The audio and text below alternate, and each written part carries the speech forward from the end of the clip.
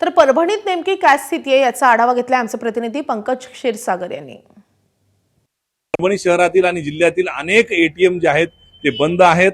ज्या ठिकाणी एटीएम मध्ये मशीन चालू आहेत मात्र तिथं कॅश नाही। आपण जर बघितलं तर आता हे ग्राहक जे आहेत एसबीआयचे ते आलेले आहेत। त्यांनी मागच्या अर्धा तासापासून या दोन्ही एटीएम मशीनवर प्रयत्न करतायत मात्र त्यांना पैसे काही निघत नाहीयेत। कुठं कुठं गेले होते तुम्ही? मी स्टेशन रोडला गेलो, हा, पुन्हा इथं स्टेडियम पाशी आलो।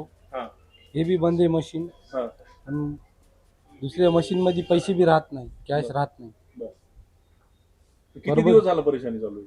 हे 15-20 दिवसापासून चालू आहे असं।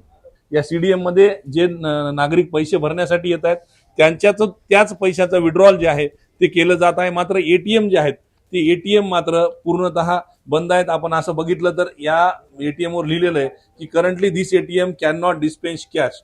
हेच जे आहे ते प्रत्येक म्हणजे बहुतांश ठिकाणच्या एटीएम मध्ये हेच दिलेलं आहे। त्यामुळं पैशाची जी आहे ती मोठी चणचण परभणी शहर आणि जिल्ह्यामध्ये आपण पाहायला मिळत आहे, कारण बँकांमध्ये कॅश नाहीये आणि त्यामुळं हा परिणाम जो आहे तो सर्वसाधारण नागरिकांच्या व्यवहारांमध्ये दिसून येतोय।